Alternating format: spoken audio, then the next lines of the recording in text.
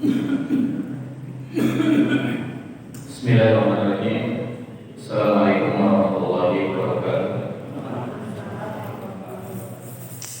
Innal hamdalillah nahmaduhu wa nasta'inuhu wa nastaghfiruh wa na'udzu billahi min shururi anfusina wa min sayyiati a'malina. May yahdihillahu fala mudilla lahu wa may yudlil fala hadiya lahu. Asyhadu an la ilaha illallah wahdahu la syarika lahu wa asyhadu anna Muhammadan abduhu wa rasuluhu la nabiyya wa la rasula ba'dah. Ya ayyuhalladzina amanu taqullaha haqqa tuqatih wa la tamutunna illa wa antum muslimun.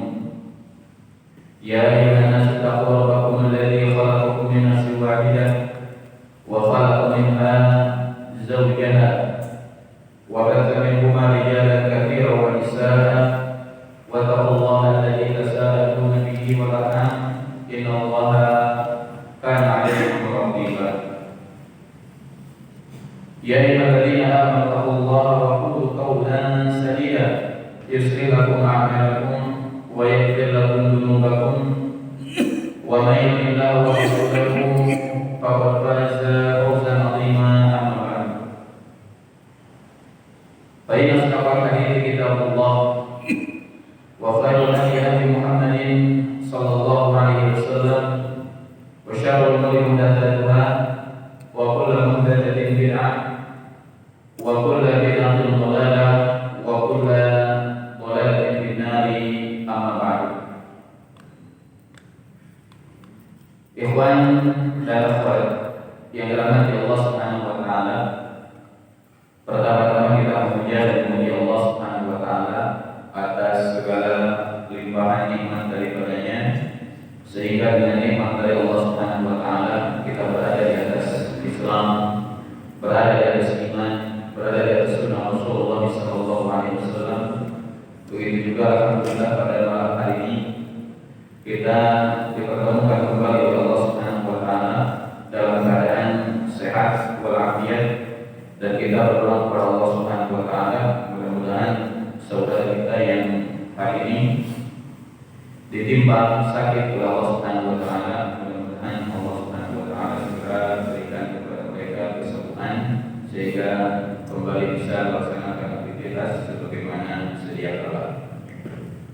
Salawat dan salam semoga senantiasa tercurah limpahkan kepada Nabi besar kita Nabi Muhammad sallallahu alaihi wasallam, kepada keluarganya, sahabatnya, tabi'in, tabi'in dan kepada seluruh umatnya yang senantiasa mutaat kepadanya sampai dengan hari kiamat.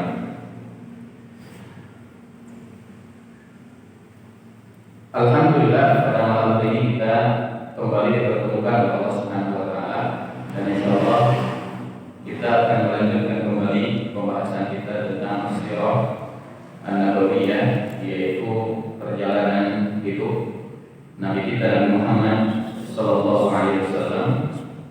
Dan kitab yang menjadi rujukan sebagaimana yang telah saya sampaikan adalah kitab Ar-Rafiqul Maktum yang ditulis oleh Syekh Muhammad Syekh Safiur Rahman Mubarak Puri Hafizahullah taala. Pada pertemuan yang lalu kita telah membahas tentang kirhasat atau keistimewaan yang Allah Subhanahu wa taala perlihatkan kepada manusia sebelum kelahiran Rasulullah sallallahu alaihi wasallam dan ketika kelahiran Rasulullah sallallahu alaihi wasallam. Dan kita sudah jelaskan bahwa para ulama telah menyebutkan kalimat irhas. Irhas artinya keistimewaan, akan tapi keistimewaan dan keajaiban ini terjadi sebelum Rasulullah SAW diangkat sebagai seorang nabi dan rasul. Kemudian ada yang dinamakan dengan mukjizat. Kalau mukjizat ini keistimewaan yang Allah berikan kepada Rasulullah setelah beliau diangkat menjadi seorang rasul. Jadi kalau irhas itu sebelumnya. Nah, mukjizat setelah Rasul menjadi utusan Allah Subhanahu wa taala. Di mana pada pertemuan kemarin juga kita telah menyebutkan di antara salah satu irhas keistimewaan yang Allah Subhanahu wa taala perlihatkan sebelum kelahiran Rasulullah sallallahu alaihi wasallam adalah salah satunya hadithul fil atau terjadinya peristiwa perjalanan kota Mekah, yaitu penghancuran Ka'bah yang dilakukan oleh Abraha bersama para tentaranya yang Allah Subhanahu wa taala hancurkan mereka dengan diutusnya burung yang bergerombol. Sebagaimana Allah Subhanahu wa taala mengabadikan kisah ini dalam surah Al-Fil. Alam tara kaifa fa'ala rabbuka bi ashabil fil. Ini kabar yang Allah Subhanahu wa taala sebutkan perkara-perkara yang terjadi beberapa saat sebelum Rasulullah sallallahu alaihi wasallam dilahirkan. Kemudian yang terakhir juga yang terjadi sebelum atau ketika Rasulullah sallallahu alaihi wasallam dilahirkan, yaitu api yang berada di Persia yang mereka beribadah kepada api tersebut bertahun-tahun, berpuluh-puluh tahun, bahkan beratus-ratus tahun, yang dimana api ini belum pernah padam. Kemudian riwayat menyebutkan ketika Rasulullah sallallahu alaihi wasallam beliau dilahirkan, maka api ini padam. Dan ini juga menunjukkan bahwa Persia akan hancur. Ini juga menunjukkan bahwa penyembah api yaitu Persia, orang-orang Persia, maka mereka akan dihancurkan dengan diutusnya Rasulullah sallallahu alaihi wasallam. Dan para ulama menyebutkan bahwa Rasulullah sallallahu alaihi wasallam beliau dilahirkan di Syi'bi Bani Hashim, yaitu di perkampungan Bani Hashim. Dan ulama tidak ada perselisihan di dalamnya, yang dimana Rasulullah sallallahu alaihi wasallam wulida shobihata yaumul Itsnin, di mana beliau dilahirkan di hari Senin di pagi hari Selasa. Tidak ada perbedaan di sana. Akan tetapi tanggal berapa Rasulullah sallallahu alaihi wasallam dilahirkan, maka di situ terjadi khilaf yang sangat banyak di kalangan para ulama. Sebagian para ulama menyebutkan tanggal 8 dari bulan Rabiul Awal, sebagian ulama menyebutkan tanggal 9, sebagian menyebutkan tanggal 11, sebagian menyebutkan tanggal 12, sebagian menyebutkan Rasulullah dilahirkan di bulan Ramadan. Dan ini khilaf yang sangat panjang yang disebutkan oleh para ulama di dalam buku sejarah. Akan tetapi Syekh Safiur Rahman Mubarakpuri radhiyallahu taala beliau merajihkan pendapat yang mengatakan bahwa Rasulullah sallallahu alaihi wasallam beliau dilahirkan pada tanggal 9 dari bulan Rabiul Awal. Kalau di kita di Indonesia tanggal berapa? 12. Tanggal 12. Khilaf. Maka kalau terjadi khilaf di sini, maka repot nanti orang yang mau maulidan. Apakah di tanggal 9, apakah di tanggal 11, apakah di tanggal 12 atau di bulan Ramadan? Karena khilaf. Dan para ulama tidak mengadakan konsensus di dalam masalah ini. Ulama tidak mengadakan konsensus di dalam masalah ini. Kenapa? Ini menunjukkan bahwa hari kelahiran Rasul ini bukan termasuk daripada hari raya. Itu kaidah yang perlu kita paham. Kenapa? Karena hari raya dalam Islam hanya dua, yaitu hari raya Idul Fitri dan hari raya Idul Adha.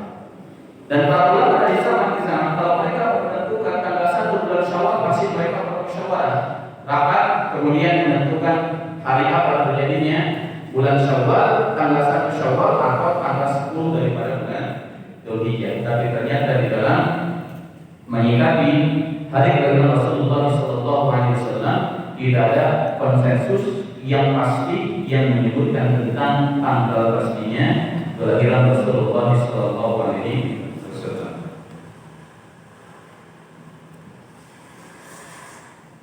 Rasulullah sallallahu alaihi wasallam beliau dilahirkan di kota Mekah, ya sebagaimana tadi disebutkan di pemukiman atau perkampungan Bani Hashim,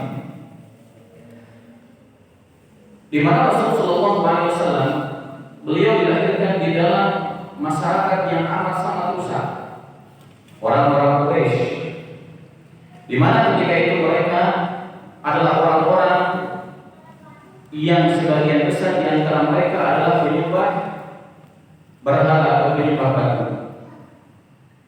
Karena memang kalau dilihat dari segi agama, agama yang berkembang kala itu di tengah-tengah orang-orang Quraisy khususnya di Mekah, maka itu terbagi ke dalam beberapa agama atau aliran. Ada sebagian mereka yang beragama dengan agama Al-Hanifiyah, yaitu agama yang dibawa oleh Nabi Ibrahim alaihissalam, yang dimana agama yang dibawa oleh Nabi Ibrahim alaihissalam itu masih ada sampai dengan zaman Rasulullah SAW. Kemudian sebagian mereka beragama dengan agama Ahlul Kitab, yaitu agama Yahudi dan juga agama Nasrani. Dan yang paling banyak memang di kota Mekah adalah orang-orang yang beragama dengan agama musyrikin, yaitu orang-orang yang menyembah kepada selain Allah Subhanahu wa taala, yaitu mereka yang menyembah patung-patung dan berhala. Ini yang paling banyak. Itu dari segi agama. Kemudian dari segi tatanan masyarakat, para ulama menyebutkan orang-orang Quraisy sebelum datangnya Islam, maka mereka berada di dalam kebodohan, di dalam kesesatan yang amat sangat nyata. Makanya orang-orang yang hidup sebelum Rasulullah SAW diangkat menjadi seorang nabi dan rasul itu dinamakan dengan zaman jahiliyah, artinya zaman kebodohan. Kenapa? Karena memang kebodohan sangat merajalela, yang dimana kerusakan amat sangat nyata, bahkan tidak ada kemaksiatan dan keburukan kecuali orang-orang Quraisy. Mereka adalah orang-orang yang melakukannya. Dari mulai menyebutkan Allah Subhanahu wa taala, kemudian perzinahan, kemudian pembunuhan, kemudian seseorang menikah lebih daripada 4 wanita, bahkan dikatakan ada satu orang memiliki 10 istri. Bahkan perzinahan yang paling nyata dikatakan oleh para ulama di kota Mekah ini adalah perkara yang lumrah, yang dianggap biasa oleh masyarakat. Bahkan ini merupakan salah satu kebanggaan di antara mereka. Jadi orang-orang Quraisy itu, Pak, ibu yang dirahmati Allah Subhanahu wa taala, sebelum datangnya Islam, kalau mereka masyarakat yang terata rendah, dari golongan rendah, tatkala mereka memberikan istri mereka kepada orang yang memiliki strata tinggi, maka itu salah satu kebanggaan di antara mereka. Kenapa? Karena suami mereka mengatakan, saya ingin memiliki anak hasil berzina istri saya dengan si fulan. Kenapa? Karena dia memiliki apa? Setara dalam masyarakat merupakan orang berdarah biru. Itu biasa. Jadi kalau misalkan dia orang-orang miskin, dia ingin memiliki anak dari kalangan bangsawan, maka dia kasihkan istrinya supaya dizinai. Itu merupakan perkara yang biasa. Dan ketimpangan amat sangat luar biasa ketika itu, di mana perbudakan amat sangat banyak. Maka Islam datang kepada kaum muslimin ketika itu, terutama kepada orang-orang Quraisy. Di antara amal yang paling utama adalah i'taqu ar-raqabah. Salah satu amal yang paling utama adalah memerdekakan budak.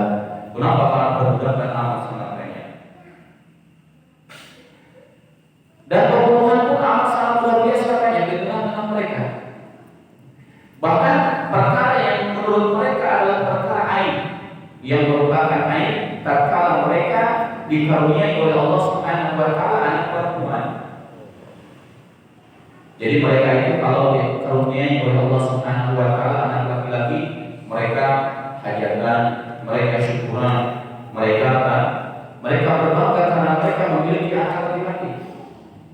Akan tetapi tatkala mereka memiliki anak perempuan, maka mereka malunya luar biasa. Bahkan tidak sedikit daripada mereka tatkala mereka dikaruniai oleh Allah Subhanahu wa taala perempuan, maka mereka langsung mengubur anak tersebut hidup-hidup. Ini yang dinamakan dengan wa'dul banat. Di dalam hadis Rasulullah SAW disebutkan, kalau bahasa Sundanya di ruang korpes, jadi anak itu baru dilahirkan langsung dikubur hidup-hidup. Ini biasa di tengah-tengah mereka. Apalagi dosa-dosa yang lain, perzinahan, perjudian, itu merupakan perkara yang luar biasa. Akan tapi subhanallah, di balik rusaknya tatanan masyarakat yang ada di tengah kota Mekah. Akan tetapi memang perkara yang sampai hari ini tidak hilang yang dimiliki oleh orang-orang Quraisy adalah perkara-perkara yang memang syariat Islam tatkala datang perkara itu pun tidak dihilangkan di dalam syariat Islam. Kalau membunuh kan dilarang, berzina pun dilarang, memiliki istri lebih daripada berapa? 4 pun dilarang, kemudian syirik dilarang. Akan tetapi ada beberapa kebiasaan orang-orang Quraisy yang sampai saat ini tetap dilestarikan oleh agama Islam. Di mana memang ada sebagian akhlak yang dimiliki oleh masyarakat Quraisy. Salah satunya adalah al-karam. Salah satu akhlak yang dimiliki oleh orang-orang Quraisy sebelum Islam, mereka itu terkenal dengan orang-orang yang sangat dermawan.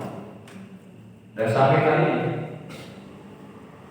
Dan mereka orang-orang Quraisy ini amat sangat berlomba-lomba memberikan as-siqayah, memberikan air minum atau menjamu jamaah haji yang datang untuk melaksanakan ibadah haji.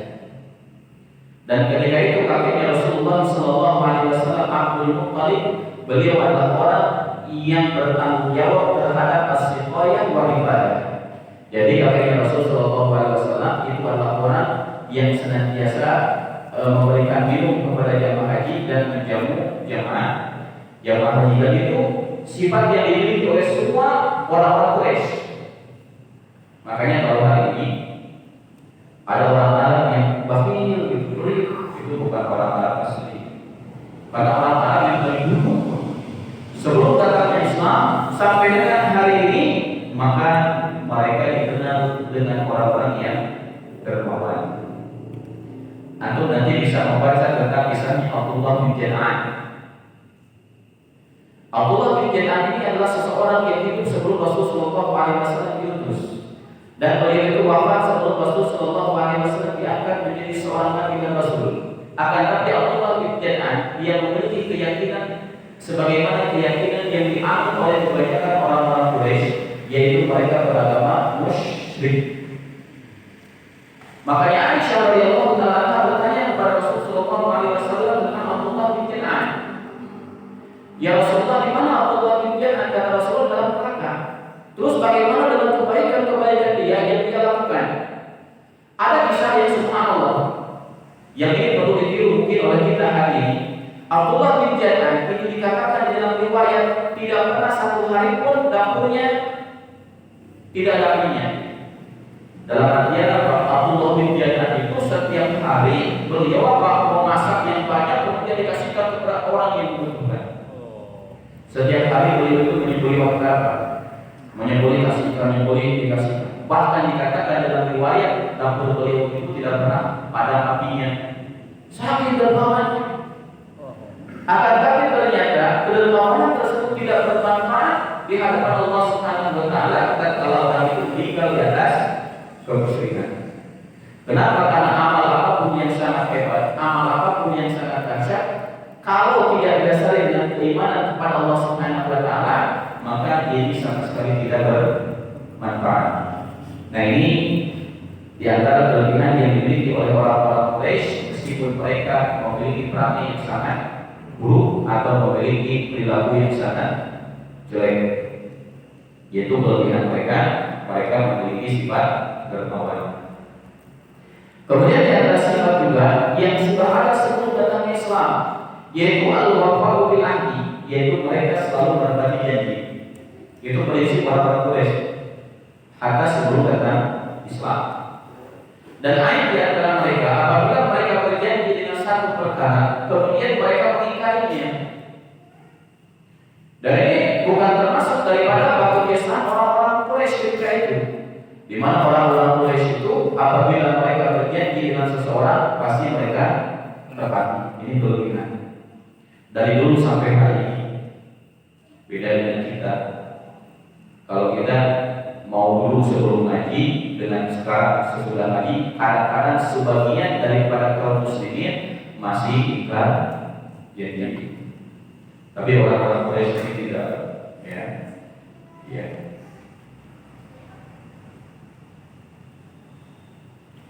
Kemudian Di antara kelebihan juga yang dimiliki oleh orang-orang Quraisy sebelum Islam, di mana mereka memiliki izzatun nafsi, artinya mereka memiliki harga diri yang tinggi. Jadi mereka tidak pernah merendahkan diri mereka, dan mereka itu memiliki sifat syariah, pemberani. Itu kelebihan orang-orang Quraisy. Jadi tidak ada sejarahnya orang-orang Quraisy yang memiliki sifat penakut, akan tapi mereka adalah orang-orang pemberani, dan itu dibuktikan oleh mereka baik sebelum Islam atau setelah datangnya Islam. Takutnya Persia, takutnya Romawi, itu apa? Yang menjadi pemimpinnya siapa? Quraisy. Kemudian sebelum datangnya Islam, berapa banyak peperangan yang terjadi baik di antara suku-suku Arab atau di antara mereka. Akan tapi tidak ada kaitan di antara mereka lari dalam peperangan. Jadi imam mereka mendapatkan kemenangan atau mereka mati, itu prinsip yang dianut oleh orang-orang Quraisy. Kemudian di antara sifat juga yang dimiliki oleh orang-orang Quraisy, di mana mereka memiliki tekad yang kuat. Jadi apabila mereka bertekad, maka mereka pasti berusaha sebisa mereka supaya apa yang mereka tegakkan itu bisa terlaksana. Dan ini adalah sifat-sifat yang mulia yang dimiliki oleh orang-orang Quraisy, meskipun ketika itu mereka dalam keadaan jahiliyah, jauh daripada hidayah Allah Subhanahu wa Ta'ala. Makanya nanti ya, ketika ada orang yang bertanya, kenapa ini kan orang-orang yang hidup sebelum Rasulullah SAW, dan Rasul Shallallahu Alaihi Wasallam belum diutus sebagai seorang nabi dan rasul, bukankah mereka termasuk dalam ahlul fatrah? Jadi ahlul fatrah itu adalah orang-orang yang hidup di masa kekosongan kenabian dan kerasulan.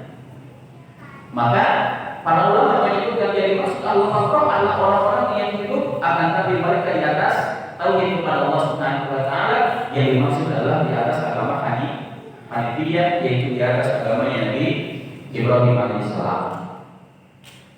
Akan tetapi orang-orang Quraisy, orang-orang yang menyembah selain Allah Subhanahu wa Ta'ala, meskipun mereka hidup sebelum Rasul Shallallahu Alaihi Wasallam diutus menjadi seorang nabi dan rasul, maka mereka dikatakan sebagai orang-orang musyrikin. Makanya Waraqah bin Nawfal, beliau termasuk agamanya apa? Hanifiyah. Dia Hanifiyah. Kemudian juga misalkan Abu Bakar As-Siddiq radhiyallahu ta'ala sebelum beliau masuk dalam agama Islam, maka agama sebelum beliau adalah agama Hanifiyah. Dan perlu dicatat bahwa orang-orang Quraisy yang hidup di Mekah yang beragama dengan agama Hanifiyah, mereka sama sekali tidak pernah sujud kecuali hanya kepada Allah Subhanahu wa Ta'ala. Tidak pernah meminta kepada selain Allah, tidak pernah meminta kepada patung, tidak pernah meminta kepada patung-patung dan yang lain-lain.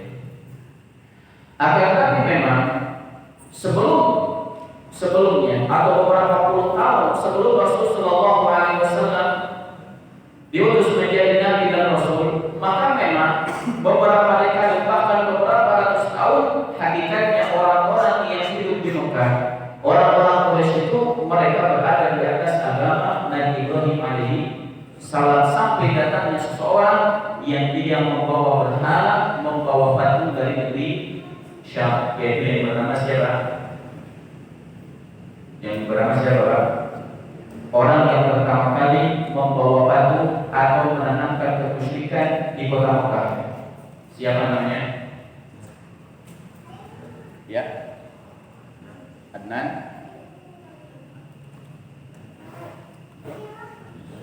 Adnan. Siapa lagi? Ada lagi yang tahu? Ini sejarahnya lumayan, jadi kita harus ya. Namanya Amr bin Luhai. Rasulullah SAW menyebutkan Ra'aitu Amr bin Luhai yajuhu am'ahu finnar atau bimana.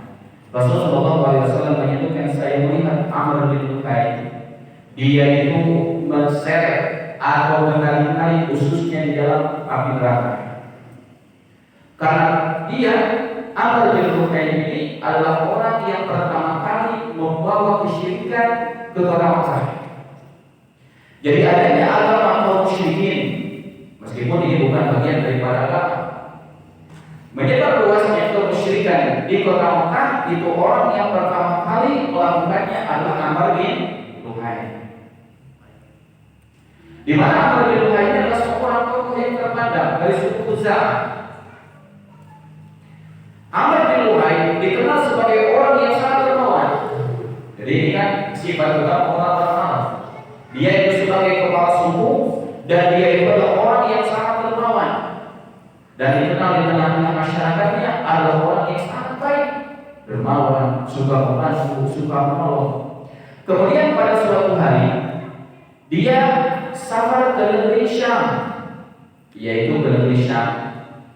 Kemudian tatkala dia melihat orang-orang penduduk Syam, di mana kebanyakan di antara mereka membuat patung-patung dan mereka menyembah kepada patung. Kemudian Amr bin Luhai berkata kepada dirinya, Syam ini merupakan negerinya para nabi. Dan ternyata di negeri para nabi banyak orang yang beribadah kepada patung.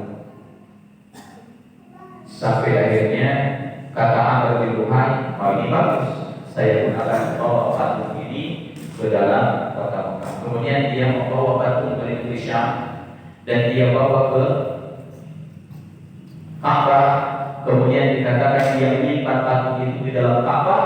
Kemudian dia menyeru penduduk Makkah untuk sujud kepada patung sebagaimana apa yang dia lihat di negeri Syam. Karena memang di negeri Syam agama yang paling banyak adalah agama Nasrani. Dan agama Nasrani sejak dulu itu apa? Setelah wafatnya Nabi Isa alaihissalam beberapa tahun setelahnya, maka agama Nasrani itu dirubah dari yang beribadah hanya kepada Allah sampai akhirnya beribadah kepada patung. Sampai hari ini kan seperti itu. Nah kemudian dari situlah orang-orang Quraisy atau orang-orang penduduk Mekah yang tadinya beribadah hanya kepada Allah Subhanahu wa taala berubah menjadi beribadah kepada patung. Ini nama orang yang pertama kali membawa patung ke kota Mekah adalah Amr bin Luhai. Nah.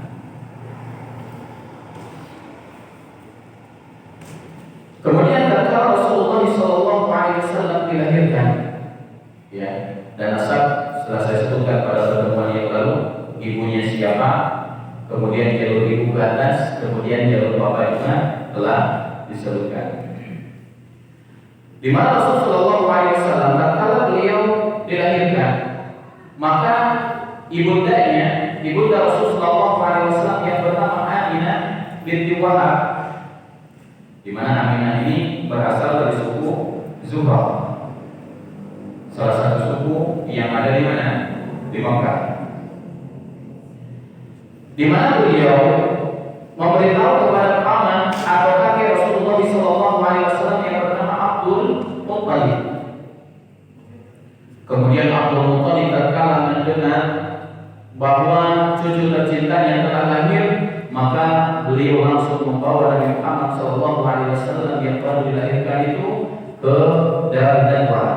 Darun Nadwa itu artinya satu tempat yang ada di dekat Ka'bah yang ditujukan, yang diperuntukkan untuk orang-orang Quraisy itu rapat. Jadi setiap kepala suku, setiap kepala pemimpin-pemimpin Quraisy itu tatkala mereka ingin bermusyawarah, mereka kumpulnya di Darun Nadwa. Kemudian Abdul Muttalib membawa Rasulullah SAW yang masih kecil ini ke dalam Ka'bah.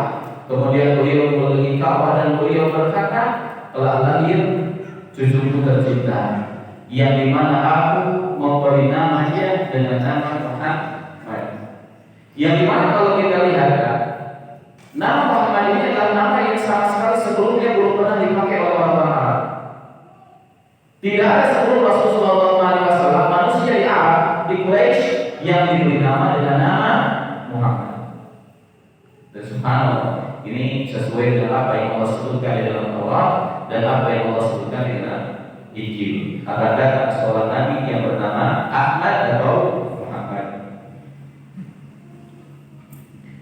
Kemudian Setelah itu Rasulullah SAW disusui oleh ibunya selama 1 minggu, ya, selama 1 minggu.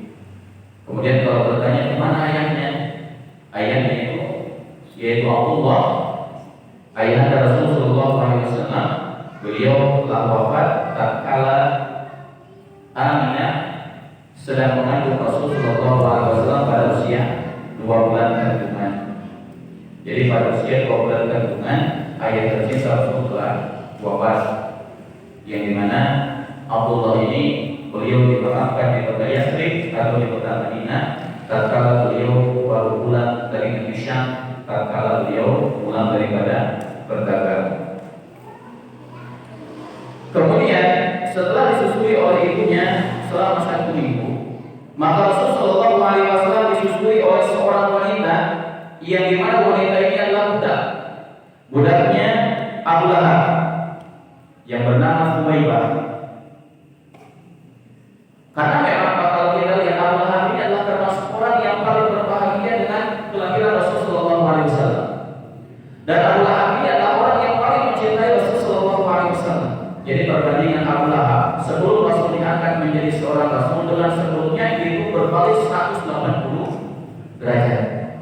Bahkan para ulama menyebutkan Abu Lahab ini termasuk orang yang tatkala dia dimasukkan ke dalam neraka memiliki keringanan di dalam siksa, yaitu dengan satu sebab. Apa sebabnya? Karena Abu Lahab termasuk orang yang berbahagia dengan kelahiran Rasulullah SAW. Akan tapi hadisnya atau riwayatnya perlu untuk ditinjau kembali. Yang jelas Abu Lahab memberikan kepada Aminah ibunda Rasulullah SAW Suwaibah, yang dimana Suwaibah ini merupakan budaknya Abu Lahab. Kemudian tatkala Rasulullah SAW dilahirkan, Suwaibah ini dimerdekakan oleh siapa? Abu Lahab, karena saking gembiranya dengan kelahiran Rasul. Lihat budakannya sampai dimerdekakan oleh dia, saking berbahagianya Abu Lahab. Dan sebelum itu beberapa bulan Suwaibah juga menyusui, yaitu Hamzah bin Abdul Muthalib. Jadi Rasulullah SAW dengan Hamzah bin Abdul Muthalib ini saudara nasab dan juga saudara sepersusuan, saudara senasab dan saudara sepersusuan. Kemudian setelah Rasulullah SAW disusui oleh Suwaibah, maka kebiasaan orang-orang Arab, kebiasaan orang-orang Mekah, di mana mereka menitipkan anak-anak mereka,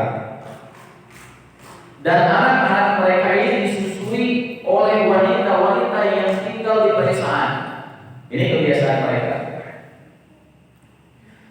Makanya Rasulullah SAW setelah beliau baru disusui 1 pekan oleh ibundanya, kemudian disusui beberapa saat oleh Suwaibah, yaitu mantan budaknya Abu Lahab, maka Rasulullah SAW beliau disusukan kepada seorang wanita yang dimana wanita ini berasal daripada Bani Sa'ad, ya, yang berasal daripada Bani Sa'ad, yang bernama Halimah binti Abi Buhaid, atau yang terkenal kali ini Halimah As-Sa'diyah.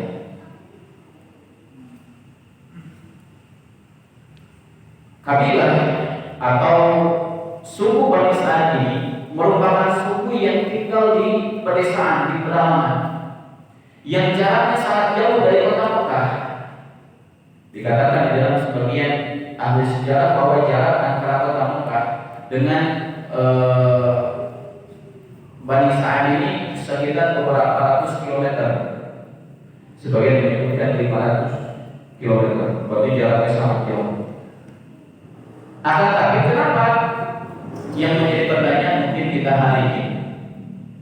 Kenapa dulu orang-orang Quraisy, dan ini kebiasaan mereka, hampir semua di antara mereka, apabila mereka memiliki anak, maka anaknya hanya disusui oleh ibundanya selama beberapa pekan. Setelah itu dititipkan oleh mereka kepada orang-orang yang tinggal di pedesaan karena beberapa alasan. Yang pertama, karena mereka beranggapan udara atau kehidupan yang ada di kota Mekah ini sudah tidak baik untuk pertumbuhan anak, polusi udara. Karena Mekah ini adalah kota, bukan kampung. Dan mereka tidak ingin ya bahwa tatkala anak-anak mereka tumbuh besar dalam keadaan menghirup polusi yang rusak, maka dengan itu mereka menyelamatkan anak-anak mereka supaya disusui di pedesaan. Itu alasan yang pertama. Kemudian alasan yang kedua adalah sebagai pembentukan karakter.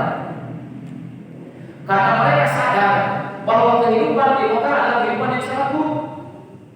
Merajalelahnya perzinahan, judi di mana-mana, kemudian orang membunuh, kemudian seorang ayah membunuh anaknya, dan itu bisa terlihat oleh anak yang baru dilahirkan atau anak yang masih kecil, dan itu takutnya berfokus di dalam psikis mereka, sehingga untuk menghindari perkara-perkara demikian maka mereka mengalihkan anak-anak mereka ke perkampungan. Dan ini terbukti ya Pak, Ibu yang dirahmati Allah, bahwa kemaksiatan dosa meskipun orang itu belum beragama sekalipun, hati nurani mereka akan menolak. Taruhlah sekarang orang yang suka berzina, orang yang subhanallah mungkin suka berjudi minum khamr, akan kalau ditanya naluri mereka, taruhlah mereka tidak mengenal agama, pasti naluri mereka akan mengatakan ini adalah perkara yang buruk. Mungkin kalau kita hari ini meskipun bapaknya perokok, tapi anaknya jangan sampai merokok itu.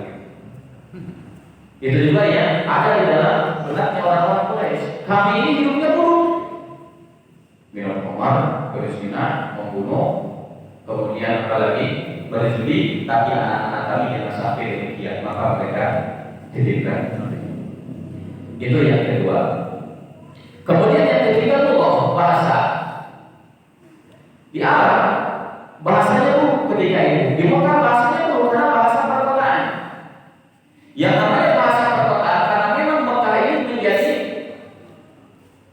pusat perhatian orang-orang Arab, di mana mereka setiap tahun melaksanakan ibadah haji, dan tidak sedikit di antara mereka setiap bulan datang ke kota Mekah dalam rangka untuk melaksanakan ibadah umroh. Maka bahasa asli yang ada di kota Mekah itu rusak. Kenapa? Karena banyaknya para pendatang. Ada yang berdatangan dari Syam, ada yang berdatangan dari Yaman, ada yang berdatangan dari Irak, ada yang berdatangan dari suku-suku sekeliling Mekah, yang dimana mereka bahasanya adalah bahasa yang rusak, bukan bahasa Arab rusak, bukan bahasa Arab Al-Quran. Makanya kalau kita lihat kali ini ya, bahasa Al-Quran yang kita pelajari hari ini itu merupakan bahasa Arab yang asli, yaitu bahasa Arab Nabi Ismail alaihi salam. Akan tetapi di Mekah ketika zaman Rasulullah SAW, maka bahasa Arabnya telah terkontaminasi dengan berbagai macam bahasa-bahasa yang hadir daripada luar Mekah. Karena perkotaan kan seperti itu, karena banyak yang berdatang, maka bahasa aslinya sudah sedikit-sedikit mulai hilang. Mungkin kalau kita hari ini orang datang ke Jakarta, bahasa aslinya Jakarta itu apa? Betawi. Tapi kan hari ini Betawi lumayan agak sulit, kecuali hanya di pikirannya aja. Kenapa? Karena banyak yang berdatang, ada yang dari Jawa, ada yang dari Sumatera, ada yang dari Kalimantan, dari mana-mana datang ke sana. Maka bahasanya menjadi bahasa yang rusak. Dan orang-orang Quraisy sadar terhadap perkara itu. Makanya mereka menitipkan anak-anak mereka kepada orang-orang yang hidup di pedalaman. Dan dikatakan di dalam riwayat bahwa Bani Sa'ad ini termasuk sebagian di antara mereka adalah orang-orang dari suku Hudayl, yang dimana suku Hudayl ini dikatakan bin Aqsahil Arab, di mana mereka itu termasuk orang yang paling fasih bahasanya di dalam bahasa Arab. Makanya Rasulullah SAW dididik dari kecil bahasa yang baik. Makanya setelah menjadi Nabi dan Rasul, di mana Rasulullah SAW menyebutkan utitu khamsan lam yuqawna ahadun minal anbiya'i qabli. Saya itu diberikan 5 perkara yang tidak pernah diberikan kepada seorang pun nabi-nabi sebelum. Yang pertama kata Rasul, utitu jawab al-kalim. saya itu diberikan kalimatnya yang pendek tapi maknanya luas. Itu keistimewaan Rasul Sallallahu Alaihi Wasallam. Rasul Sallallahu Alaihi Wasallam bersabda dengan hadis yang sangat pendek tapi maknanya apa sangat luas. Itu keistimewaan beliau. Dan terbukti pas sampai hari ini tidak ada orang besar, baik Nabi, baik Rasul, para ulama, siapapun dia yang dimana mereka lemah dari segi bahasa. Tidak mungkin seseorang dia lemah atau menjadi orang besar tatkala dia memiliki kelemahan di dalam bahasa. Silakan aku belajar atau membaca bagaimana biografinya para ulama. Ulama atau mazhab yang empat, salah satu contoh adalah Imam Syafi'i rahimahullah taala. Setelah beliau mempelajari Al-Quran, setelah beliau mempelajari Sunnah, yang beliau pelajari adalah bahasa. Karena beliau pun tahu ya bahwa tidak ada orang besar yang akan menjadi besar kecuali kalau dia memiliki bahasa yang baik. Jadi bahasa ini jangan sampai diremehkan oleh kita, karena bahasa ini adalah perkara yang sangat penting.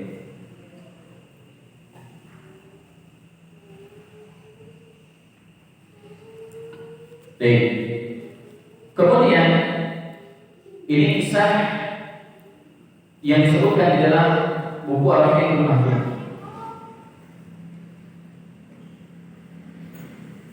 Di mana kebiasaan orang-orang Arab, di mana mereka mencari orang-orang yang siap untuk mensusui anak-anak mereka, supaya anak mereka ini dijauhkan daripada penyakit-penyakit yang tersebar di tengah-tengah masyarakat, dan supaya mereka ini mendapatkan nutrisi yang baik sehingga mereka tumbuh besar dalam keadaan baik. Dan di antara juga tujuan mereka sebagai perbaikan terhadap bahasa, karena orang-orang Arab, orang-orang Quraisy, tatkala mereka tinggal di perkotaan, di kota Mekah, maka bahasa mereka adalah bahasa yang rusak. Dan Rasulullah Sallallahu Alaihi Wasallam beliau disusui oleh seorang wanita dari Bani Sa'ad, yaitu yang bernama Halimah binti Abi Thuaib, yang suaminya bernama Al-Harith ibnu Abi Uzza. Ini nama suaminya, dan ini ada kisah yang sangat menarik, di mana Halimah binti Abi Thuaib dengan Al-Harith dengan Abdullah bin Harith, ya, di mana mereka dengan kafilahnya dari Bani Sa'ad, mereka berangkat dari rumah mereka ke Mekah dengan tujuan untuk mencari anak-anak yang akan dititipkan kepada mereka supaya mereka bisa menyusuinya. Karena ini merupakan salah satu pekerjaan mereka. Jadi mereka menyusui anak-anak dari orang-orang Quraisy sampai dengan 2 tahun. Karena kan ada jangka waktunya. Disusui setelah dilahirkan sampai dengan usia 2 tahun. Setelah 2 tahun mereka akan mengembalikan anak tersebut kepada orang tua mereka. Halimah binti Abi Thuaib, beliau berangkat bersama suaminya dari perkampungan Bani Sa'ad ke kota Mekah dalam rangka untuk mencari orang yang akan menitipkan anaknya kepada mereka untuk disusui. Sampai akhirnya mereka ke kota Mekah dalam keadaan dikatakan bahwa Halimah binti Abi Thuaib adalah orang yang sangat miskin, yang dimana dia memiliki beberapa anak yang masih kecil, anak yang masih dia susui, dimana saking kepayahannya Halimah binti Abi Thuaib, dimana dia mengatakan sesungguhnya setiap malam dia tidak pernah tidur. Kenapa? Karena dia memiliki anak yang masih kecil, dalam keadaan anak tersebut selalu kelaparan dan kekurangan ASI dari Halimah. Jadi Halimah ini ASInya sedikit. Akan tapi bersamaan dengan itu dia ingin mencari orang yang akan menitipkan anaknya kepada beliau, karena supaya mendapatkan tambahan pendapatan baginya berangkatnya. Dan Halimah binti Abi Thuaib tatkala beliau berangkat membawa seekor keledai yang sangat kurus. Keledainya dikatakan sebagai keledai yang paling lambat jalannya, sehingga teman-temannya tatkala berjalan bersama dia di dalam satu kafilah Mereka mengatakan, ayo Halimah segera, kalau tidak kami akan tinggalkan kalian. Kenapa? Jalannya sangat baik. Jalannya sangat baik. Kemudian sampai akhirnya beberapa hari menempuh perjalanan, mereka sampai di kota Mekah. Setelah sampai di kota Mekah, mereka pergi ke rumah satu, ke rumah yang lainnya untuk mencari anak yang mau mereka susui dengan syarat mereka dibayar. Sampai akhirnya mereka beberapa hari di Mekah, mereka tidak mendapatkan orang yang menitipkan anaknya kepada mereka, kecuali hanya satu orang yang bernama Aminah binti Wahab. Akan tapi tetangganya, orang-orang yang berangkat bersama dia, mereka mengatakan Aminah ini dari kemarin ingin menitipkan anaknya kepada kami, kami menolak, tidak mau menyusui anak itu. Alasannya karena dia merupakan anak yatim, gak punya duit. Siapa yang mau bayar? Karena tujuan mereka datang ke Mekah untuk mendapatkan duit. Kemudian Halimah binti Abi Duhail, beliau pun tidak mau, karena itu akan hanya merepotkan mereka dan tidak ada orang yang bertanggung jawab untuk membayarnya, karena walinya gak ada, yatim, bapaknya gak ada, meninggal. Akan tapi setelah beberapa hari, orang-orang tetangga Halimah binti Abi Duhail semuanya telah mendapatkan anak yang mau mereka susui. Semuanya sudah dapat kecuali Halimah. Dan Halimah mengatakan, saya sudah kesulitan, dan kalau saya pulang ke rumah saya dalam keadaan tidak membawa anak susuan, maka itu aib bagi saya. Yang lain membawa tapi saya tidak membawa. Maka dia berdiskusi dengan suaminya Al-Harith. Wahai suamiku, bagaimana dibaiknya kita?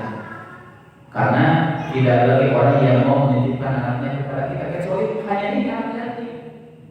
Kemudian kata suaminya Al-Harith atau Abdullah bin Harith, kalau begitu gak apa-apa kita bawa.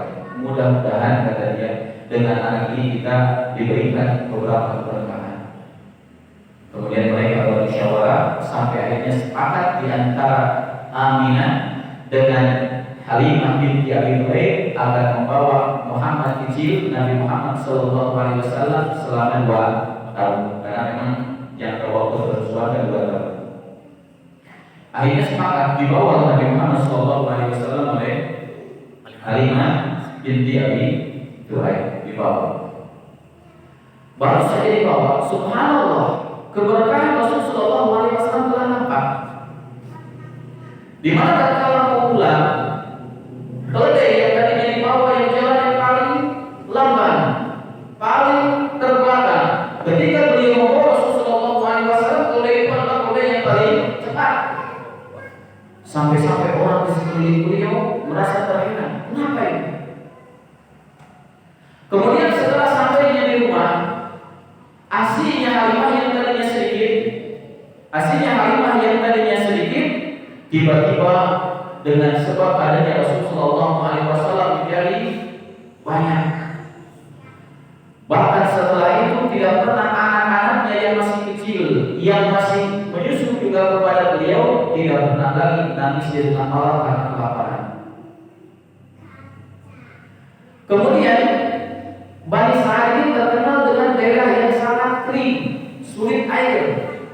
Makanya Halimah memiliki beberapa petak tanah yang sebelum Rasulullah SAW datang itu merupakan tanah yang terbengkalai. Kenapa? Karena sulit. Kalau menurut sayur-sayuran kubur itu tidak menguntungkan. Akan tapi setelah Rasulullah SAW ada, tiba-tiba kebun Halimah binti Abi Duhail menjadi kebun yang paling subur di antara seluruh kebun yang ada di sana. Dan ketika itu Halimah binti Abi Duhail, beliau pun memiliki beberapa ekor kambing. Karena yang tadinya kambing yang kurus-kurus hanya sedikit, tiba-tiba tidak lama setelah Rasulullah SAW di tengah-tengah mereka, kambingnya itu beranak pinak, kemudian kambing yang menjadi kambing yang paling gemuk. Bahkan dikatakan susu kambing itu yang tadinya untuk satu keluarga aja tidak mencukupi, sekarang mencukupi untuk keluarga dan bisa disedekahkan kepada tetangga yang ada di sana. Dan itu pun masih tersisa. Ini keberkahan. Ini keberkahan yang amat sangat luar biasa. Ya, ini keberkahan yang amat sangat luar biasa yang dirasakan oleh Halimah As-Sa'diyah atau Halimah binti Abi Thuwaib. Dan Halimah binti Abi Thuwaib ini beliau amat sangat mencintai Rasulullah Sallallahu Alaihi Wasallam karena beliau melihat bagaimana subhanallah sempurnanya para Rasul Sallallahu Alaihi Wasallam, dan beliau itu memiliki perbedaan dengan anak-anak yang lain dari segi pertumbuhan. Di mana dikatakan oleh Halimah As-Sa'diyah, Muhammad ini semenjak kecil beliau tumbuh itu lebih cepat dibanding dengan anak-anak yang lain. Giginya, kemudian pertumbuhan badannya, kecerdasannya, bahasanya, semuanya lebih daripada anak-anak yang lain. Karena memang Allah Subhanahu wa taala telah menjaga. Dan Allah Subhanahu wa taala telah mempersiapkan bahwa Nabi Muhammad sallallahu alaihi wasallam kelak akan menjadi seorang nabi dan seorang rasul yang menjadi penutup bagi seluruh nabi dan rasul. Kemudian hiduplah Rasul sallallahu alaihi wasallam di tengah asuhan daripada Halimah binti Abi Thuwaib dan suaminya Abdullah ibn Al-As sampai dengan usia beliau 2 tahun. Dan selama 2 tahun ini Halimah As-Sa'diyah diberikan keberkahan yang banyak oleh Allah Subhanahu wa taala. Kebun-kebunnya menjadi kebun yang paling subur, kemudian tanahnya menjadi tanah yang paling gembur, kemudian hewan ternaknya menjadi hewan ternak yang paling baik, dan susu daripada kambingnya, hewan ternaknya merupakan susu yang sangat melimpah, yang bisa dia konsumsi dengan keluarganya, bisa juga sebagian yang dia berikan kepada tetangganya. Pokoknya dia diberkahi dari berbagai macam sisi, tidak pernah kekurangan, ya, tidak pernah kekurangan. Dan tatkala usia beliau Rasulullah SAW 2 tahun, maka sudah nampak bagaimana Rasulullah SAW ini menjadi anak yang dewasa, yang lebih daripada anak-anak yang lain. Mungkin biasanya kalau anak pada usia 2 tahun itu hanya bisa apa gitu? Kalau hari ini sudah bisa jalan? Sudah. Tapi Rasulullah SAW sudah pasti berbicaranya. Kemudian sudah dewasa, pokoknya subhanallah Allah berikan kelebihan yang tidak pernah Allah Subhanahu wa taala berikan kepada orang lain.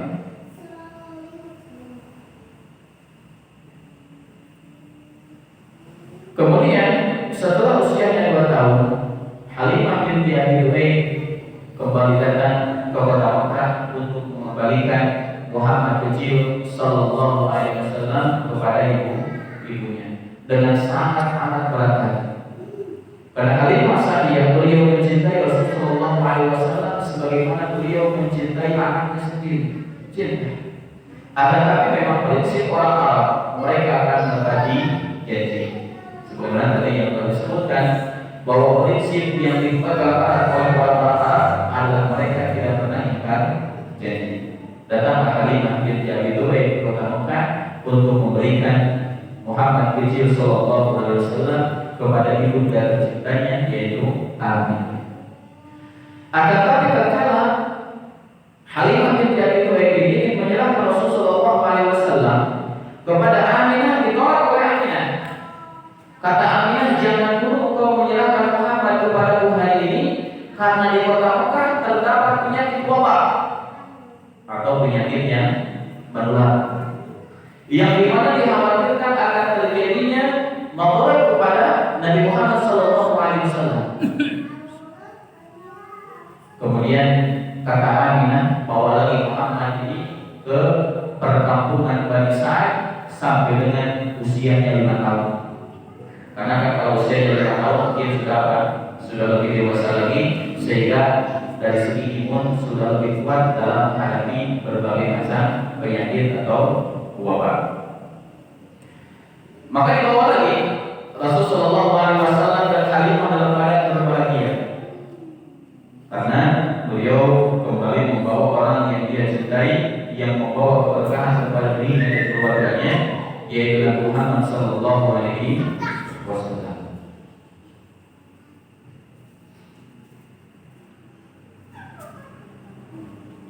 Kemudian Rasulullah sallallahu alaihi wasallam beliau kembali di Bani Sa'ad dan beliau tumbuh besar di sana sampai dengan usia beliau 4 tahun. Kemudian pada usia beliau yang ke-4 tahun terjadi peristiwa yang sangat dahsyat, yaitu yang terkenal hari ini dengan syaqqu sadri, yaitu pembelahan dada.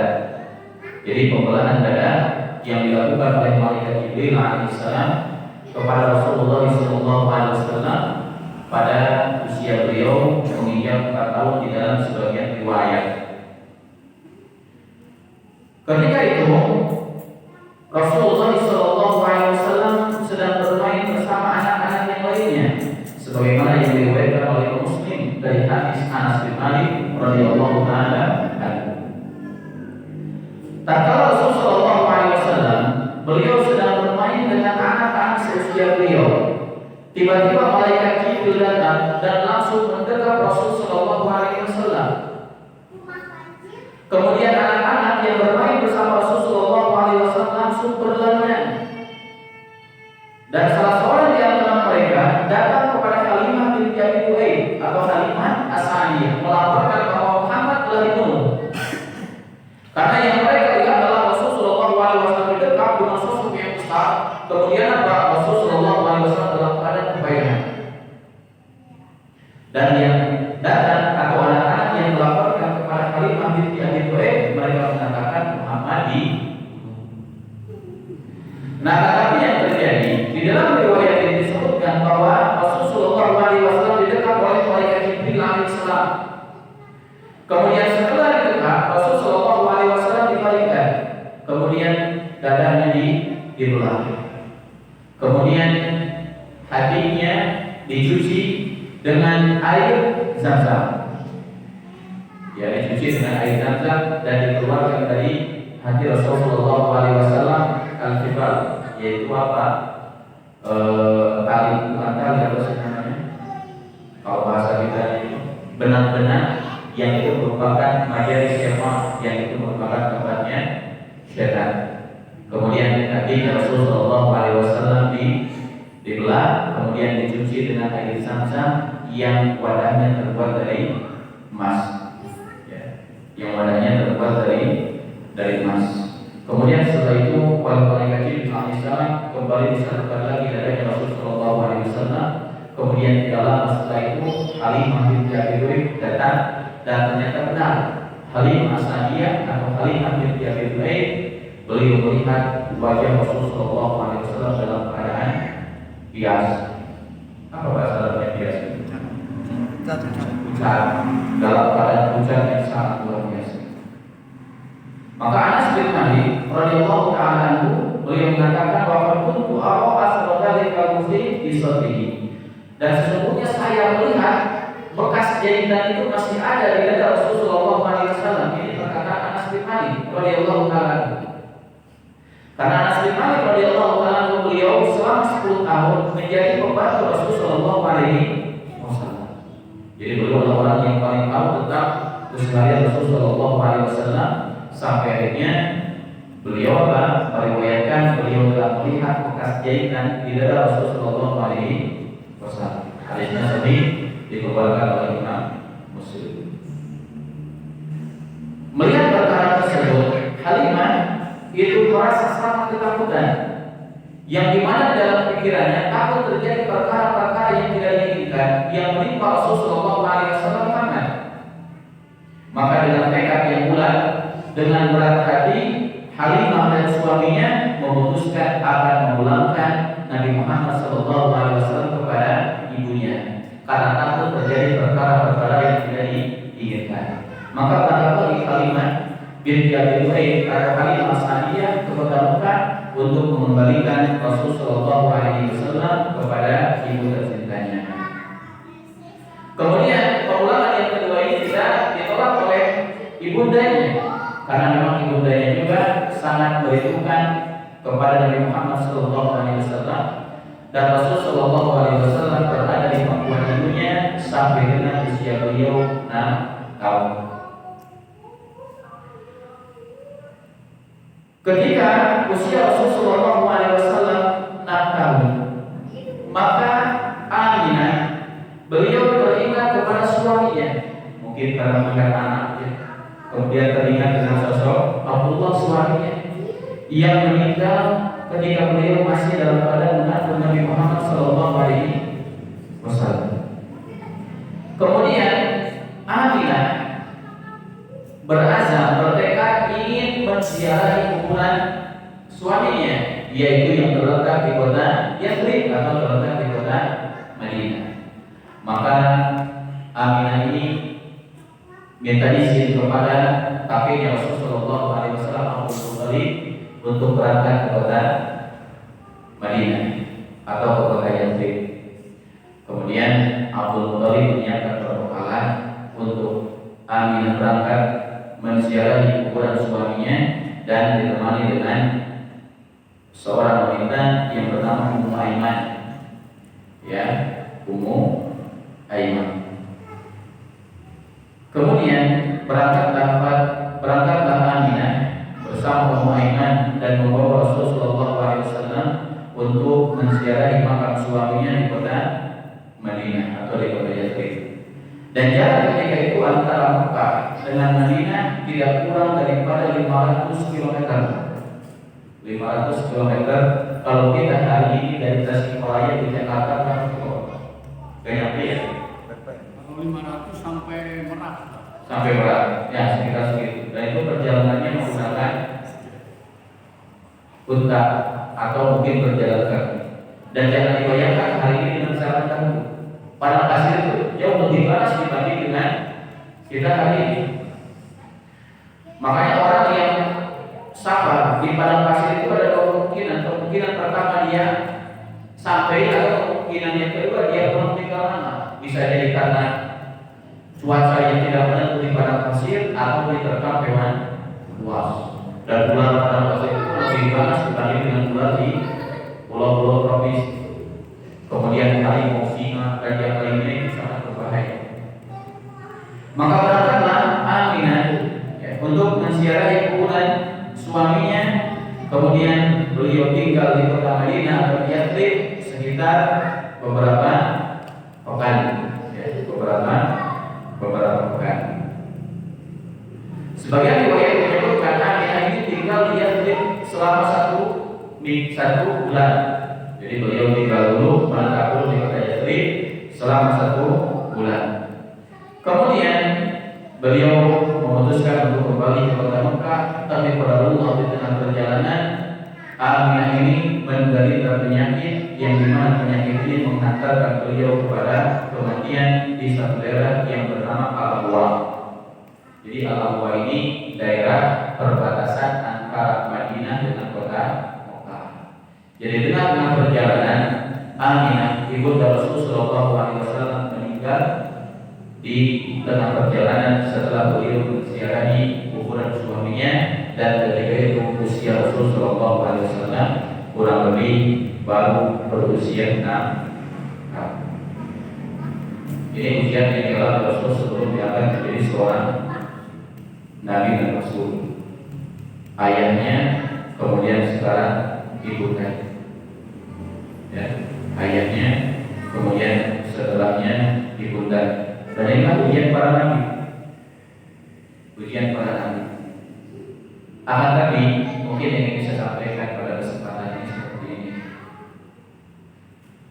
Terkadang seseorang ingin menjadi orang besar dan dia mengurungkan niatnya karena memiliki beberapa keterbatasan.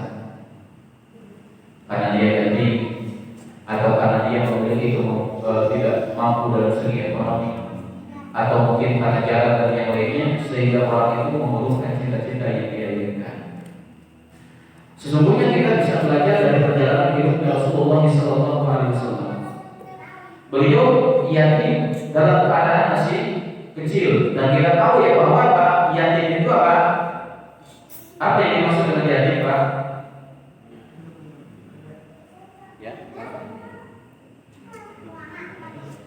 Man mata abuhu wa huwa shaghir, siapa yang meninggal bapaknya dalam keadaan masih kecil sebelum balik, maka dikatakan ya yatim. Kalau yang meninggal ibunya belum dikatakan yatim.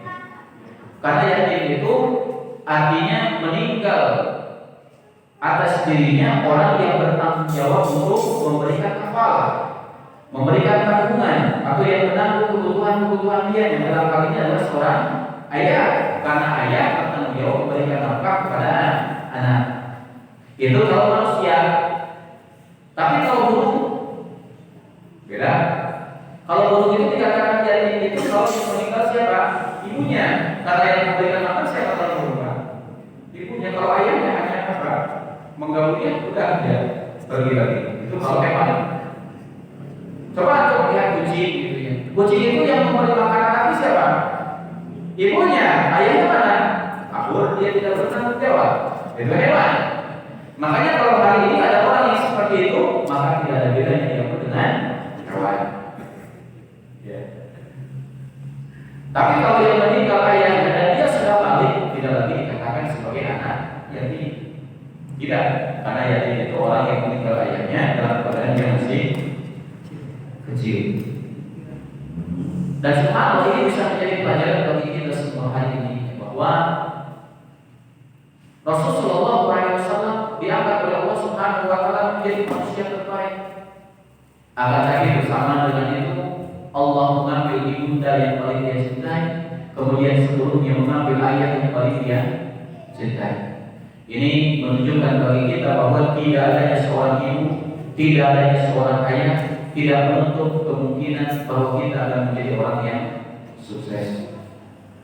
Selama seseorang ada keinginan, selama seseorang ada kemauan dia untuk belajar, maka itu akan menjadi jalan, dan Allah Subhanahu wa taala pasti akan memberikan jalannya. Walladzina jahadu fina lanahdiyannahum subulana. Orang yang bersungguh-sungguh di jalan kami, maka pasti kami akan tunjukkan jalannya. Dan ini harus kita terapkan dalam konsep kehidupan kita hari ini, terutama di dalam masalah pendidikan. Ya, di dalam masalah pendidikan, selama kita masih memiliki keinginan untuk ikhtiar berusaha, maka Allah pasti akan menunjukkan jalannya. Lihat Rasulullah SAW memiliki beberapa keterbatasan. Tidak ada ayah, tidak ada ibu, tapi beliau berhasil menjadi seorang nabi dan rasul, menjadi orang yang yang menjadi seorang nabi dan rasul, bahkan menjadi nabi yang paling utama. Dan kita hari ini, kita pun bisa belajar dari apa yang dialami Rasulullah SAW. Jangan jadikan keterbatasan yang kita miliki itu menjadi alasan seseorang untuk tidak sukses. Selama seseorang itu berusaha dan berdoa kepada Allah Subhanahu wa taala, maka dia pasti akan diberikan jalannya dari berbagai macam sisi. Jadi jangan sampai orang itu memiliki keterbatasan dari segi ekonomi, kemudian lemah juga dari segi orientasi. Ya, dari segi orientasi. Dan kita hari ini mungkin di sini bapak dan ibu yang dirahmati Allah Subhanahu wa taala. Ada mungkin sebagian daripada kita, saya itu belajarnya telat. Saya itu mengenal sunnah itu baru beberapa tahun ke belakang. Jangan menjadikan alasan keterbatasan atau keterlambatan itu menjadi alasan seseorang untuk tidak unggul dalam masalah ilmu. Kenapa? Karena cukup para sahabat dulu radhiyallahu ta'ala anhu, yang dimana mereka banyak di antara sahabat yang masuk Islamnya akhir-akhir, tapi mereka menjadi sahabat yang paling unggul di dalam ilmu dan juga unggul di dalam amal. Salah satu contoh Abu Hurairah, berapa beliau belajar? 3 tahun bersama Nabi. Tapi beliau menjadi sahabat yang paling banyak meriwayatkan hadis Rasulullah SAW. Dan setelah itu banyak lagi para sahabat yang dimana mereka masuk ke dalam agama Islam dalam keadaan usia mereka di atas 40 tahun. Di atas 40 tahun. Rasulullah SAW diangkat menjadi Rasul usia beliau berapa tahun? Berapa tahun Kak? 40 tahun. Berarti Abu Bakar masuk ke dalam agama Islam dalam usia beliau sekitar 38 tahun. Karena perbedaan antara beliau dengan Rasul 3 atau 2 tahun. Tapi beliau menjadi sahabat yang paling unggul dalam ilmu dan sahabat yang paling unggul dalam amal. Begitu juga kita hari ini.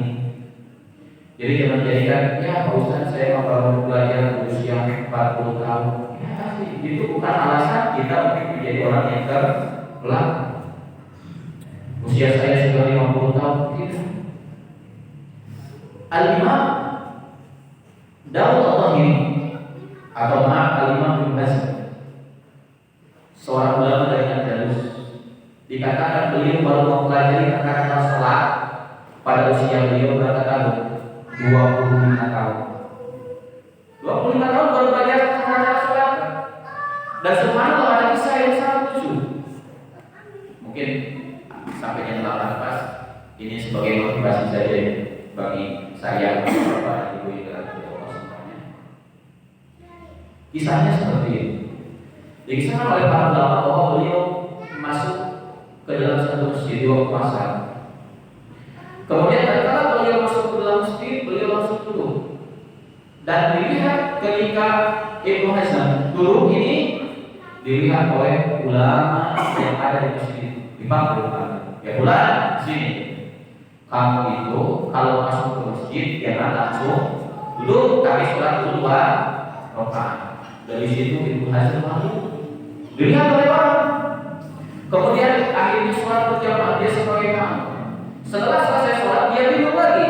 Saya mau langsung pulang atau dimarahin lagi? Sholat dulu 2 rakaat. Setelah selesai sholat 2 rakaat dimarahin lagi, dipanggil lagi. Pulang sini. Setelah asar tidak ada sholat. Kemudian subhanallah beliau merasa malu ketika itu dan beliau mengatakan, demi Allah saya tidak akan pulang kecuali saya menjadi seorang ulama. Akhirnya beliau berangkat kepada ulama besar di zamannya dan beliau belajar sampai akhirnya beliau menjadi ulama yang amat sangat cerdas. Bahkan di zamannya tidak ada orang yang berani debat dengan Ibnu Hazm, saking cerdasnya. Bahkan dikatakan oleh para ulama seandainya Ibnu Hazm itu apa? Mengatakan batu ini sebagai emas, orang akan percaya. Saking apa? Saking cerdasnya. Makanya tidak ada ulama ketika itu. Bahkan ulama dari kalangan Malikiyah, kalau saya tidak salah namanya Al-Rafi dan atau yang lainnya. Ketika apa? Berdebat dengan Ibnu Hazm tidak berani. Coba aku baca kira-kira beliau. Di zamannya tidak ada ulama yang langsung berdebat dengan beliau. Kenapa? Karena kalau berdebat pasti kalah. Pasti kalah. Kenapa? Saking cerdas dan Hazm. Kemudian kisah yang kedua. Siapa yang kita yang tidak tahu Imam Nawawi rahimahullah.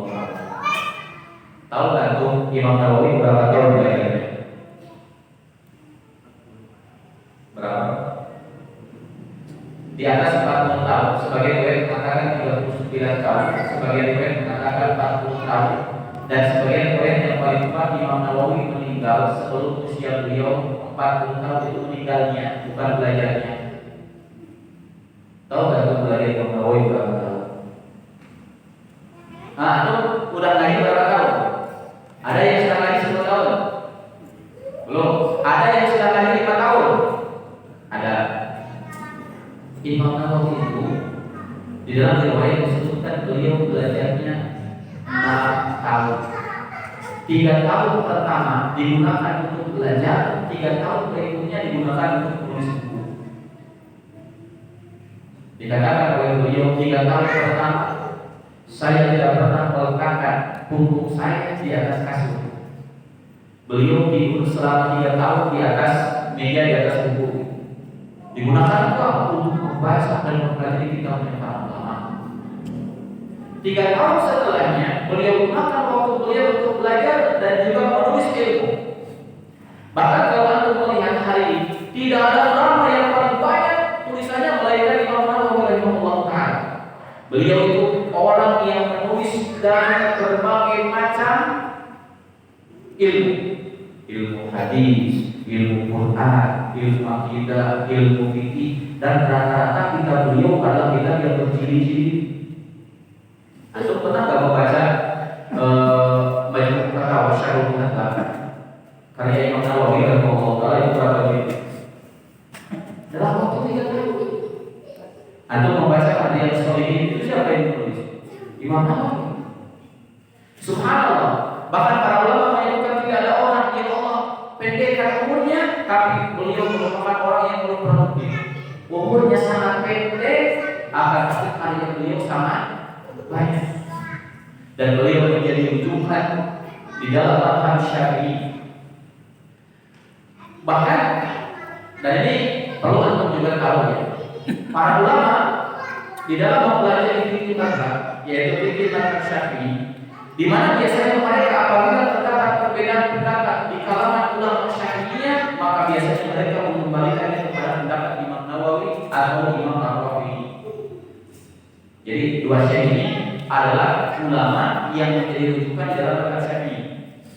Seandainya murid-murid Imam Syafi'i atau pendapatnya Imam Syafi'i, kemudian ulama mazhabnya berbeda pendapat di dalam satu permasalahan, maka mereka biasanya mengembalikan apa yang menjadi pendapat Imam Nawawi dan apa yang menjadi pendapat Imam Ar-Rafi'i.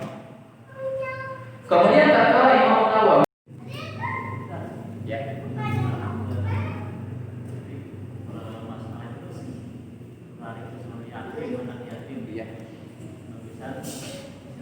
sebelum balik ya kan ditinggalkan oleh anak tua ya oleh bapak. Nah kebetulan saya sudah tiap tahun mengadakan santunan Ya. apa batasan anak yatim itu sebelum istilah saya menanggung dan nikah Ya. atau sebelumnya Ya. dan apakah orang yang ditinggalkan ibunya termasuk juga mustahil.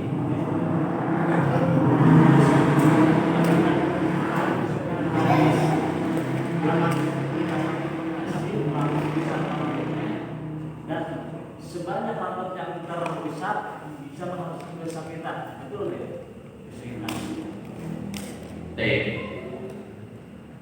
Yatim adalah orang yang ditinggalkan pengkafilnya, dalam hal ini adalah bapaknya sebelum dia balik. Bagaimana kalau dia setelah balik? Maka orang yang ditinggalkan orang tuanya dan dia sesudah balik, maka tidak lagi dikatakan sebagai anak yatim. Itu dulu. Akan tapi bagaimana kalau kita membeli? Karena memang untuk anak laki-laki dia memiliki hak untuk diberikan nafkah oleh orang tuanya sampai dia balik, dan setelah balik orang tuanya tidak berkewajiban untuk memberikan nafkah. Jadi dia harus usaha sendiri dari sendiri. Tapi bagaimana kalau orang tua memberi? Maka ini mimbabi apa? Solat orang tua kepada anak. Kalau anak perempuan, maka dia wajib diberikan nafkah oleh orang tuanya sampai dia menikah dengan laki-laki yang lain. Nah kemudian bagaimana sekarang kita hari ini di dalam menyantuni anak yatim? Ada mungkin sebagian anak yang semenjak kecil dia ditinggal oleh orang tuanya, tapi sekarang dia sudah besar, sudah mungkin usia yang belasan tahun. Bolehkah kita memberinya? Maka jawabannya boleh. Apalagi kalau orang tersebut orang tersebut adalah orang yang membutuhkan.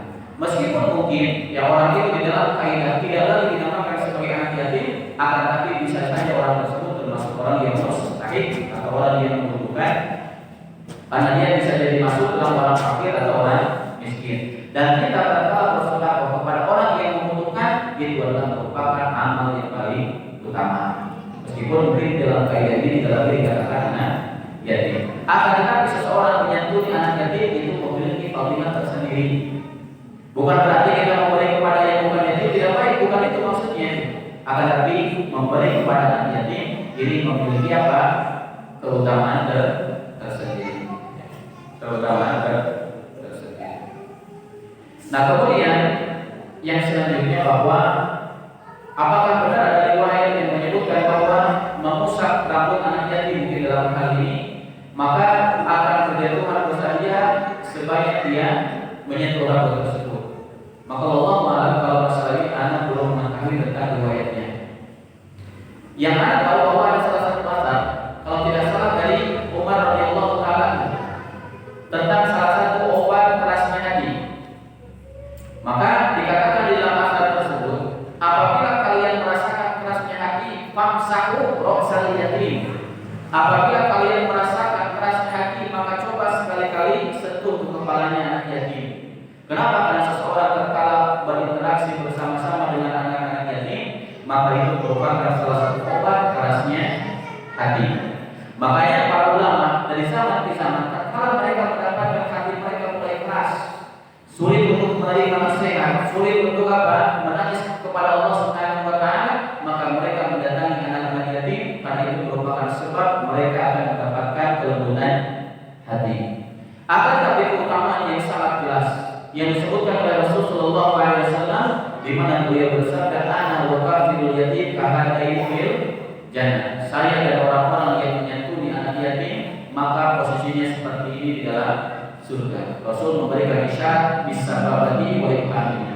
Rasul memberikan isyarat dengan jalan tunjuk dan juga dari tengah. Ini menunjukkan bagaimana dekatnya posisi orang yang menyantuni anak yatim dengan apa? Dengan orang agama Rasulullah Sallallahu Alaihi Wasallam. Akan tetapi yang ingin saya katakan di sini bahwa menyantuni anak yatim itu tidak semata-mata hanya memberikan makan saja atau hanya memberikan pakaian saja, dan mendidik anak yatim ini termasuk dalam menyantuni anak yatim. Bahkan ini bisa jadi jauh lebih utama. Jadi bila seandainya seseorang di antara kita kemudian ada anak-anak yatim di sekelilingnya, kemudian dia menyekolahkan, dia mengajarkan akidah yang benar, mengajarkan manhaj yang benar, kemudian ditanamkan nilai-nilai agama kepada dirinya, ini merupakan perkara yang jauh lebih mulia dibanding hanya memberikan makan saja. Kenapa? Karena ini adalah perkara yang lebih bermanfaat bagi dia di dalam kehidupan dunia atau di dalam kehidupan akhir. Karena ada mungkin sebagian daripada kita yang menyantuni anak yatim hanya sekedar makannya saja. Ya, itu juga baik. Ya, itu juga penting. Akan tapi nasihat ini ada yang perkara yang jauh lebih penting daripada perkara itu, yaitu memberikan hadiah, yaitu memberikan pendidikan yang layak, memberikan pendidikan agama. Maka ini juga merupakan perkara yang sangat penting yang bisa kita untuk melaksanakan. Wallahu mungkin seperti itu. Oh ya, Dokter, apakah Halimah beserta keluarganya itu di akhir-akhir hayatnya dia masuk Islam? Iya. Halimah As-Sa'diyah di dalam riwayat menyebutkan bahwa beliau itu diberikan oleh Allah Subhanahu wa taala usia yang sangat panjang. Dan Halimah As-Sa'diyah beliau itu mendapatkan Rasulullah SAW sudah menjadi seorang nabi dan rasul. Akan tapi memang tidak banyak riwayat yang menjelaskan tentang bagaimana keadaan Halimah As-Sa'diyah setelah Rasulullah SAW diangkat menjadi nabi dan rasul. Akan tapi ada sebagian riwayat yang menyebutkan bahwa Halimah As-Sa'diyah termasuk orang yang tatkala mendengar kenabian dan kerasulan Rasulullah SAW, beliau pun masuk ke dalam agama Islam. Jadi Halimah As-Sa'diyah itu termasuk dalam orang yang beragama Islam karena mengimani kenabian Rasulullah SAW. Kenapa demikian? Karena memang Halimah As-Sa'diyah beliau amat sangat mengetahui tentang bagaimana sifat Rasulullah SAW ketika kecil.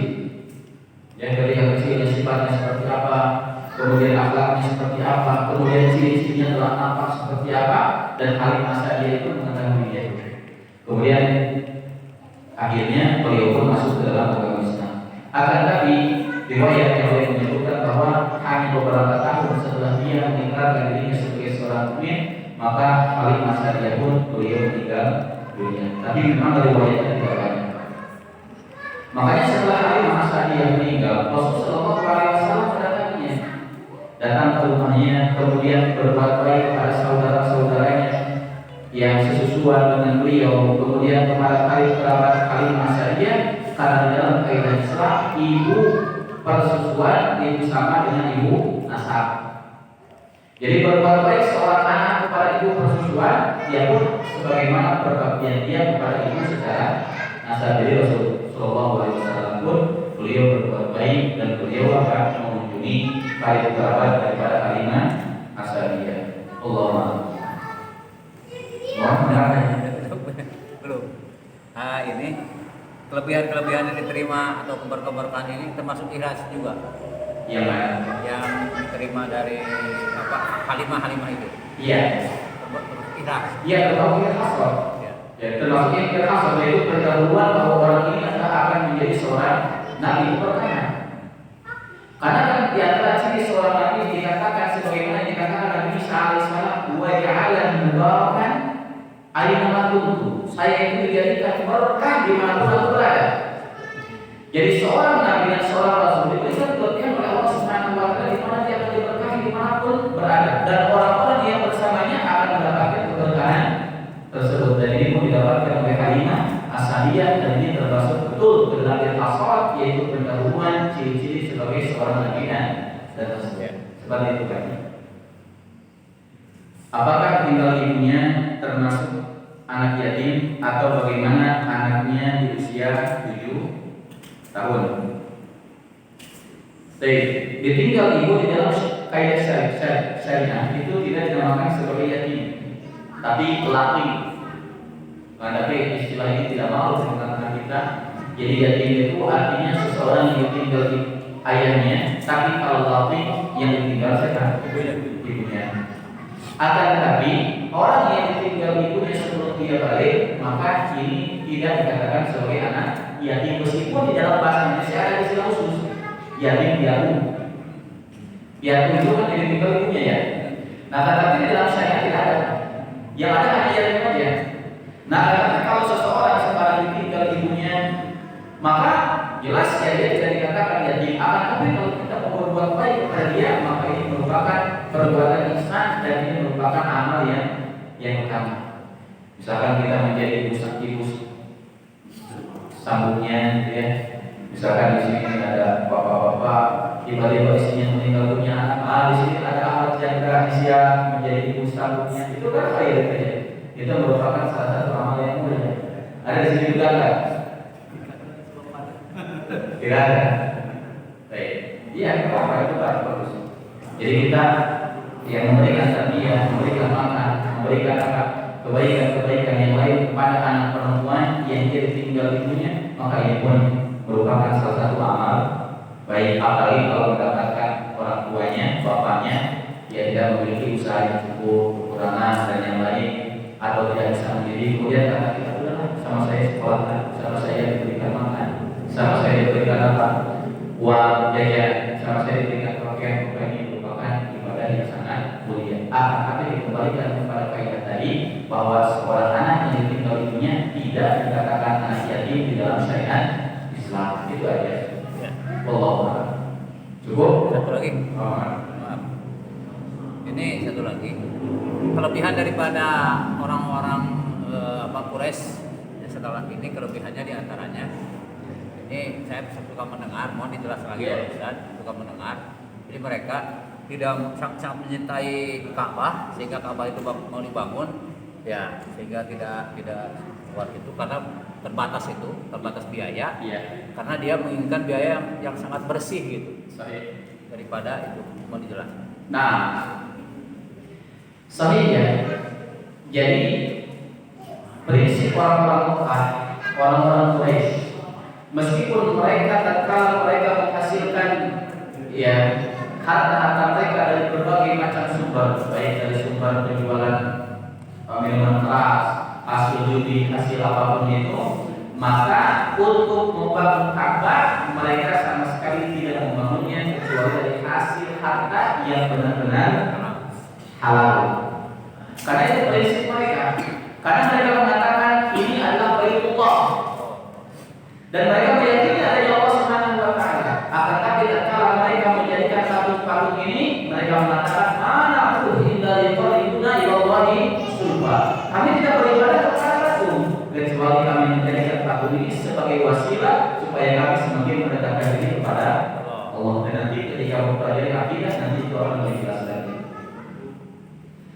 Dan memang Ka'bah, dan ini nanti insyaallah tadi saya berikan dulu kalimat sedikit. Dan memang Ka'bah ini kan dibangun ketika Rasulullah SAW usia belasan tahun. Yang nanti ketika itu ada perjanjian di antara mereka, siapa di antara kita yang pertama kali masuk ke dalam masjid, maka dia yang paling berhak untuk meletakkan hajat aswad. Tapi ternyata Rasul yang pertama kali masuk ke Masjidil Haram, sehingga akhirnya kata Rasul setiap pemimpin kabilah atau pemimpin suku memegang ujung dari sahabat beliau, sehingga diangkatnya secara bersama. Sahabat itu urusan yang sangat adil diterima oleh seluruh suku. Ketika itu yang Ka'bah sudah tua, kemudian ditimpa Allah Subhanahu wa taala menimpakan ketika itu kepada orang-orang Quraisy dalam keadaan asma al-Rasuliyah, dalam keadaan krisis ekonomi. Dan mereka bingung bingung bagaimana kita mau membangun kembali Ka'bah. Karena dalam keadaan kita sedang krisis ekonomi, tidak memiliki harta yang banyak, sedangkan mereka memiliki prinsip Ka'bah ini tidak boleh dibangun kecuali dari harta yang benar-benar terjadi kehalalan. Kemudian sampai akhirnya terjadi keputusan di antara mereka kalau seperti itu maka Ka'bah akan lebih kecil dibanding dengan Ka'bah yang dibangun oleh Nabi Ibrahim AS. Dan Ka'bah yang dibangun ketika zaman Rasulullah SAW adalah Ka'bah yang kita lihat hari ini. Di zaman Nabi Ibrahim AS Ka'bah itu tidak ada atapnya, Pak. Tidak ada atapnya. Dan hijir Ismail itu bagian daripada Ka'bah, tapi kalau sekarang sangat keluar. Makanya orang hari ini kalau dia melaksanakan tawaf masuk ke hijir Ismail, maka yang tidak sah dia harus memulainya lagi. Kenapa? Karena hijir Ismail itu bagian daripada Ka'bah. Jadi Ka'bah yang di zaman Rasul itu tadinya lebih lebar, kemudian dikecilkan. Kenapa? Alasannya karena orang-orang Quraisy ketika itu menderita krisis yang sangat luar biasa, sehingga mereka tidak mampu mengumpulkan harta yang banyak kecuali hanya sedikit saja. Ya, kecuali hanya sedikit saja. Kemudian Ka'bah akan ditinggikan. Karena dulu Ka'bah yang tidak ada tangga di dekat tempat ini. Itu di zaman Quraisy. Kenapa? Karena ketika itu sering sekali Ka'bah itu berjuda, sehingga oleh mereka akan ditinggikan. Kemudian Ka'bah itu dikasih atap. Kenapa alasannya? Karena banyak para pencuri yang loncat ke Ka'bah untuk mengambil harta-harta yang ada di dalam Ka'bah. Emas diambil, kemudian harta diambil di dalam Ka'bah, sehingga orang-orang Quraisy memutuskan bahwa Ka'bah itu diberikan atap, kemudian setelah itu ditinggikan supaya tidak kebanjiran. Dan sampai hari ini Ka'bah yang kita lihat, meskipun di zaman Kekhilafahan Umayyah pernah dibangun kembali Ka'bah dan dibesarkan lagi Ka'bah sesuai apa yang dibangun oleh Nabi Ibrahim AS, karena Nabi ketika itu penduduk kaum muslimin protes karena mereka mengatakan Ka'bah ini bukan Ka'bah yang dibangun di zaman Nabi, sehingga setelah itu Ka'bah dikembalikan lagi sebagaimana Ka'bah yang dibangun di zaman Nabi Sallallahu Alaihi Wasallam.